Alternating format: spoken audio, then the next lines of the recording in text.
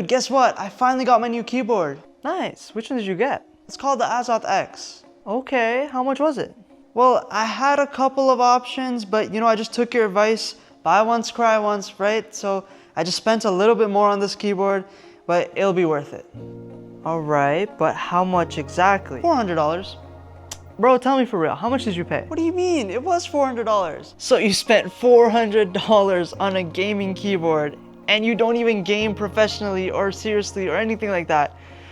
Okay, let's just try and justify this for a second. What does this keyboard do that's good?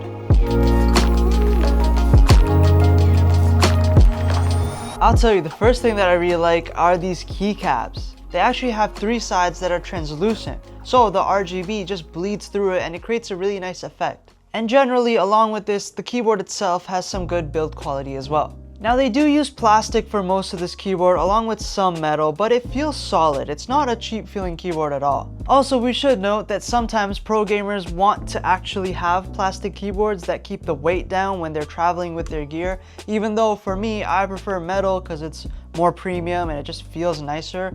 I kind of get it when they want to just keep plastic to keep the weight down. Okay, number 2, the switches themselves are pretty good.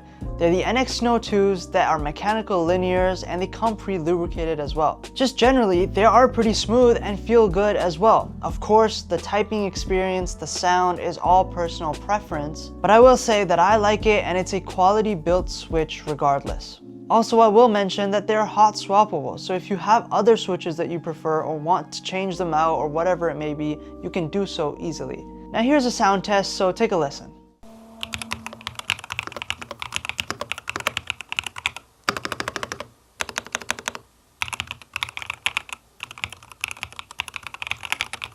Alright, number 3, another good thing that this keyboard does is the OLED screen.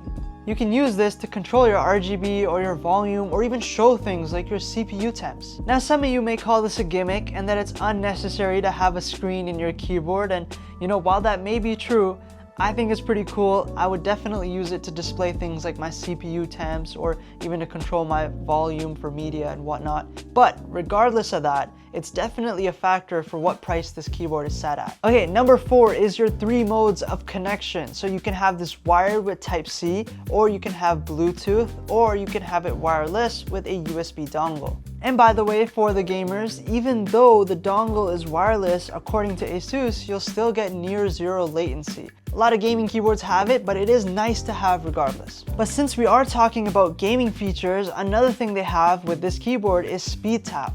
So usually when you're playing games and you're holding a key down, it won't register the second key until you let go of the first one. But with speed tap on, it registers that second key even though you're still holding down the first one. And it might not feel like a big deal for you and I, but for those who take those games seriously, that little speed matters. Alright, now all of this is good, but let's just compare it to my Womir SK71 keyboard for a second, which costed me $120 when I got it. Way less than this one here. Now, although smaller, my keyboard does have an all-metal design, which I prefer. It's also got RGB. Obviously, it's not as nice of an RGB as this keyboard, but it's got it. Not to mention, it's also got the 3 modes of connection on top of also being hot swappable as well. And that's just my keyboard. I'm sure if you went online and you found something a little bit more expensive, but with more gaming-oriented features, I'm sure that you'll find something that is comparable to the Azoth X, but still costing way less. So all in all, this is a solid keyboard. It's got good build quality, it's got good features, it's a great product in my opinion, but if you were my friend and you told me you paid $400 for it, I'd still call you crazy. Now if you get this when it goes on sale, that's a different story, or if you want to spend retail for it, in any case, I think you'll be happy with it. It's a nice keyboard like I said. Just a very premiumly priced one in my opinion.